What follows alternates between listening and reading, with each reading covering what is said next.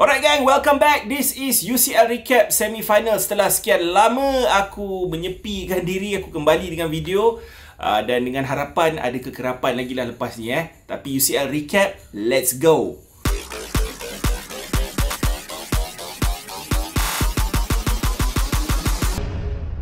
Man City 4, Real Madrid 3. 7 gol thriller weh game ni. Tak sia-sia berjaga tengok game ni. Ibarat aku beli tiket Taman Tema, dapat naik roller coaster dengan queue beratur paling ramai. Rasa dia macam tu lah. 90 minit high tempo, high intensity, high line, semua high lah pendek cerita, termasuk penonton-penonton yang tengok game ni sekali kan.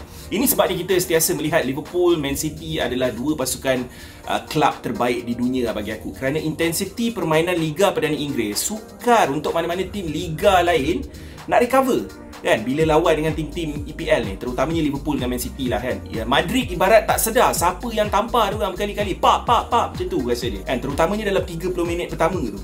Tiap kali kau rasa City dah tapau Real, diorang datang balik 10 minit pertama dah 2 biji. Waktu tu aku rasa macam kesian pula tengok Real Madrid ni kan, macam nak kena lauk je dekat Etihad, sekaligus memalukan bakal juara La Liga ni. Tapi kualiti yang ada pada tiga individu ni lah, Benzema, Vini Junior dan Modric, serta rakan-rakan lain lah juga kan, memang kita tak boleh nafikan lah. Walaupun diorang banyak kejar bola je sebab City pegang possession yang agak nyata, pressing diorang kuat kan. Kehilangan dua tonggak utama barisan pertahanan tu, penting tu kan. Kyle Walker yang injured dan Joao Cancelo yang didenda satu game sebab kutip banyak sangat kad kuning sebelum ni, sedikit sebanyak membantu Real juga dalam game ni. Bagi aku gol Vini Junior tu, kalau ada Kyle Walker tak pun Cancelo, kemungkinan besar dia takkan lepas senang-senang macam tu lah kan, sampai dia pass bola masuk gol. City main highline dan Fernandinho yang dah berusia, memang payahlah kau nak kejar Vini Junior bila terlepas bola kan. Perbezaan satu gol tu kira nothing lah dalam aksi timbal balik dekat Bernabeu nanti, bila kau ada Karim Benzema yang purata gol dia musim ni adalah satu gol setiap game dalam 41 penampilan.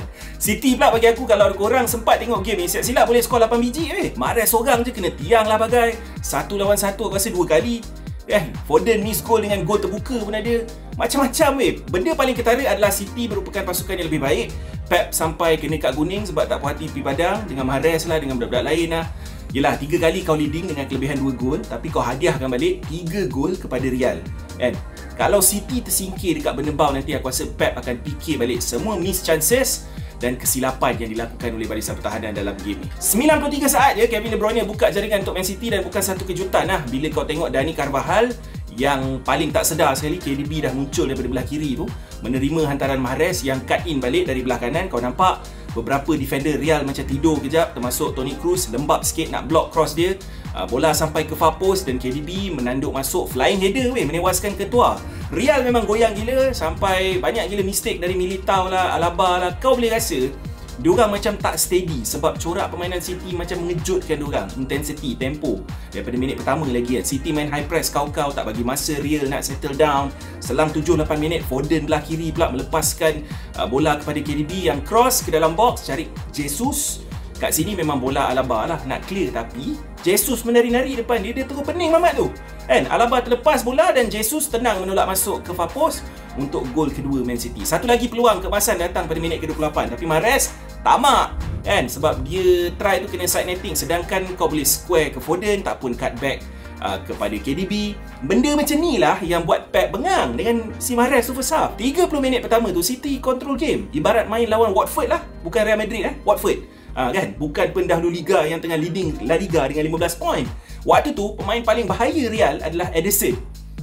Pemain City adalah pemain paling bahaya Real sebab Ederson banyak bagi bola percuma dan bola pendek untuk diorang ambil kesempatan. Gol pertama Real pun datang daripada kesilapan Ederson yang memaksa Stones menanduk bola kembali ke arah pemain Real sebab dia tak nak bola tu keluar daripada kawasan permainan. Mendy pula dari sebelah kiri tu cross ke dalam kotak penalti untuk Karim Benzema. Walaupun dikawal ketat Zinchenko, itu kira bukan clear cut chance lah, kira half chance.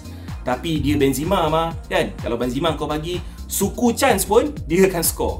Dia berjaya menguis bola masuk untuk kedudukan 2-1. Memang world class lah gol Benzema tu bagi aku. First timer volley, walaupun dikawal ketat, memastikan dia di depan Zinchenko untuk melakukan sentuhan. Cara terbaik untuk meraihkan perlawanan ke-600 engkau bersama Real Madrid. Steady lah Benzema. Second half kita disajikan lagi dengan high tempo football. 2 minit je start, Mahrez guna speed dia belah kanan. Dalam situasi kita nampak berkali-kali musim ni Mahrez memang akan skor gol. sebiji macam tu. Tapi kali ni kena tiang muntah balik dekat Foden yang cuma mampu tolak ke arah Carvajal yang buat goal line clearance. Gol ketiga City bagi aku, kredit kau kena bagi dekat Fernandinho. Dia rampas bola dari Vini Junior. Lepas tu melakukan larian sebelum melepaskan cross, ngam ke kepala Foden yang memang takkan miss daripada jarak 1-2 meter depan gol menewaskan ketua buat kali ketiga. Leading balik dengan kelebihan 2 gol, tapi tak lama cuma 2 minit je kali ni Fernandinho pula jadi duri dalam daging. Untuk Man City, Highline City tu dihukum dengan kepantasan dan kelincahan Vini Junior belah kiri melepasi Fernandinho yang memang tak boleh nak kejar lah kan. Bila dah terlepas Vini tu memang terlepas lah. Vini Junior memang satu misi dalam kepala dia. Dia nak, kalau boleh, nak bawa bola tu terus masuk gol dengan dia sekali. Kan? Tapi lala dia pas bola ke dalam gol. Itulah momen yang membawa kepada kedudukan kembali dengan perbezaan 1 gol. 3-2. Keyakinan Vini Junior untuk buat benda macam tu memang kau kena respect, kau kena tabik lah kan. Lepas tu tinggal 16 minit je permainan, KDB dijatuhkan dekat luar kotak penalti dan aku rasa video gol ni boleh jadi contoh lah kepada coach-coach bola sepak peringkat sekolah kat Malaysia pun untuk mengajar pemain-pemain jangan berhenti main bola selagi kau tak dengar whistle daripada ref. Ref bagi advantage dekat City dan Bernardo rembat daripada angle yang agak tight ke near post. Sampaikan ketua pun aku rasa terkejut sebab ingatkan ada sepakan percuma dihadiahkan untuk City. Tapi memang tak ada protes sebab ref dah clear bagi advantage. Cuma player Real aku rasa tidur waktu tu kan. Kembali advantage 2 gol, kedudukan 4-2 waktu tu. Script game ni belum settle weh, belum. Real try dapatkan satu lagi cross dari belah kanan ke dalam box City yang menyaksikan tandukan Laporte. Kena tangan dia sendiri, memang tak sengaja lah kan. Tapi dalam rules bola sepak sekarang, diorang peduli ke sengaja ke tak sengaja. So kira penalti jugalah kan. Kau tak boleh cakap apa lah. Benzema buat macam Ederson tu keeper Division 2 weh. Panenka tak ingat dunia. Untuk kedudukan 4-3 tu kekal sampai whistle penamat. Keyakinan ini mengambil kira dia miss penalti 2 kali lawan Osasuna itu dalam La Liga.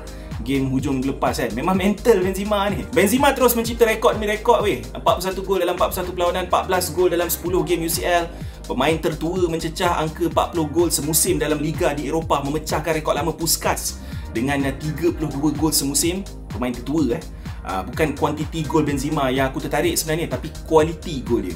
Jesus pula ulangkan kepercayaan Pep terhadap dia. Bayangkan 3 bulan kau tak dapat main dalam kesebelasan utama, lepas tu tiba-tiba kau dapat chance kau terus skor dalam 3 game terakhir.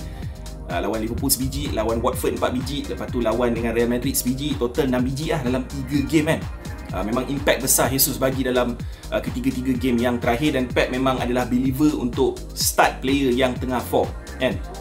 Overall gameplay Jesus ni dia banyak menyusahkan hidup Alaba dengan Militao lah. Aku rasa kalau Cancelo dengan Kyle Walker ada dalam game ni ataupun selected dalam kesebelasan utama, saya silap City mungkin dah tapau bungkus kat tepi game ni.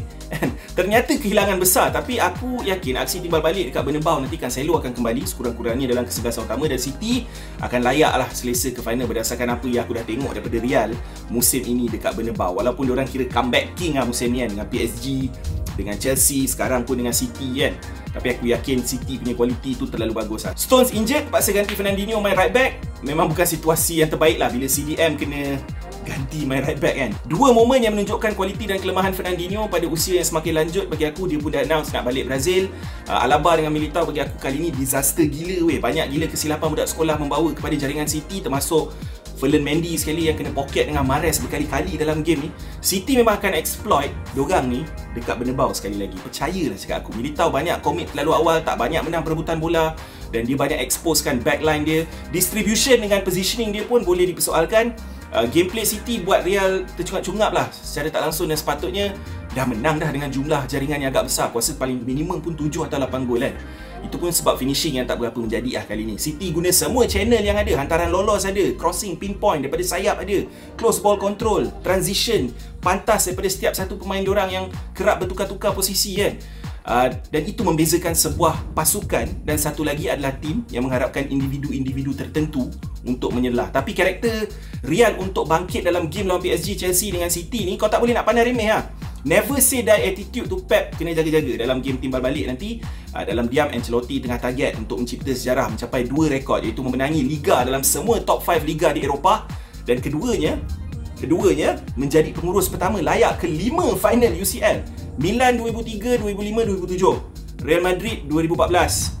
Selain kegagalan 2005, dia dah menang UCL 4 kali weh. Power orang tua ni. Liverpool 2, Villarreal 0. Ini game kedua berturut-turut aku nampak Liverpool terpaksa berhadapan tim yang main low block. Skor kemenangan yang sama dicapai sekali lagi, dan dalam konteks separuh akhir UCL ni bermaksud tugas berat lah Villarreal nanti di laman sendiri. Wajib lah ambil risiko dan juga gamble untuk cari 2 gol minimum man. 1 shot sepanjang game kot dan 0 shot on target. Ibarat taktik team relegation EPL lah, macam Everton itu lawan dengan Liverpool kan. Aku faham taktikal Unai Emery ni hampir sama ketika lawan Bayern dan berjaya waktu tu, tapi bila bermain di separuh akhir kejohanan elite Eropah ni, aku expect lebih sikit lah ambition tu kan. And Villarreal ada try juga nak melakukan ball progression atau build up play, tapi pressing Liverpool tiap kali diorang nak main dari bawah menghalang kemarahan build up play Villarreal yang sebelum ni banyak dipuji-puji kan. Alisson sentuh bola kali pertama hanya selepas 20 minit kan. Bila aku tengok laluan Liverpool ke final berbanding Man City, aku kesian City sebab diorang kena hadap Simeone hari tu, lepas tu dengan mental scar lagi, dengan player injured lagi kan. Lepas tu sekarang nak kena pergi bernebau dengan kelebihan sekadar 1 gol je kan. Liverpool memudahkan tugas mereka dengan kelebihan 2-0 dan kini favourite untuk ke final. Last game pun Benfica tak adalah kerja keras sangat. Dalam 54 game terakhir Liverpool, cuma 4 tim je tak bolos lawan Liverpool. Itu Chelsea, Leicester dalam EPL, Arsenal dalam Piala Carabao dan Inter dalam UCL. Tapi kali ni kau rasa gol tu tunggu masa lah, sama ada mistake atau Liverpool akan merobohkan dinding kapal selam kuning And first half menyaksikan peluang terbaik Liverpool menerusi half chance. Tandukan Mane tersasar dari hantaran Mo Salah, tapi yang paling hampir jadi gol yang mungkin kita ulang-ulang balik untuk bertahun-tahun adalah rembatan Thiago yang terkena palang tu kan. Sayang tak masuk. Villarreal tak ada created chances langsung first half kerana tekanan Liverpool. XG Villarreal dalam first half tu 0.03 je. Liverpool terpaksa bersabar jugalah dengan tempo permainan yang dikawal oleh Thiago dengan attacking threat belah kiri yang dibawa oleh Luis Diaz. Tapi tetap tak ada penetration. Masuk second half, skrip berbeza bila Fabinho berjaya menolak bola masuk ke dalam gawang, tapi dibatalkan sebab Van Dijk pula dalam kedudukan offside. Masuk minit ke-53, Hendo yang memang gemar sangat berlega-lega belah kanan tu kan, dengan Salah kan, dia suka main belah kanan, sayap kanan tu.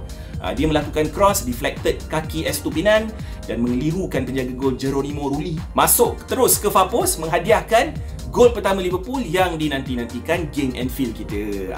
Ni kes sama lah lawan Everton hari tu, terpaksa bersabar sampai second half untuk memecahkan low block pasukan lawan. Selang 2 minit, gandingan Mane dan Salah sekali lagi seperti mana kita nampak ketika game lawan Man City di Etihad, menjadi dengan hantaran lolos melepaskan Mane dan kedudukan onside. Dan walaupun keeper Villarreal meluru keluar, dia sempat juga tolak bola menewaskan penjaga gol untuk gol kedua Liverpool yang memberi cushion kepada mereka sebelum bertandang ke laman lawan. Liverpool ni sebenarnya kalau tengok daripada tahun 2015, diorang ada masalah sikit dengan tim-tim La Liga. Kalau kau tengok balik sejak 2015, selepas disingkirkan Besiktas, tim daripada Liga Turki dalam Europa League, cuma pasukan La Liga je mampu menamatkan cabaran Liverpool dekat Eropah. 2016 kalah dengan Sevilla final Europa League. 2018 kalah final Champions League kepada Real Madrid. Lepas tu Atletico pula tahun 2020 dalam UCL juga. Of course perjalanan sekarang ni belum selesai. Ada second leg lagi dengan kemungkinan bertemu satu lagi pasukan La Liga dekat final, iaitu Real Madrid kan. Tapi ini kira permulaan yang baik lah untuk Liverpool. Dan bila cerita tentang Thiago ni, dia bila pegang bola je, makin lama makin aku jatuh cinta. Tengok dia ni jenis player yang kau macam tak boleh nak sentuh atau cuba nak curi bola daripada dia kan. Dia drop shoulder memang style.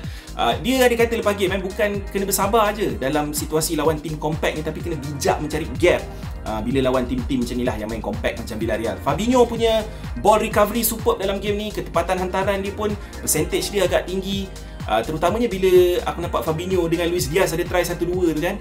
Dalam second half tu siap tersenyum lagi Fabinho.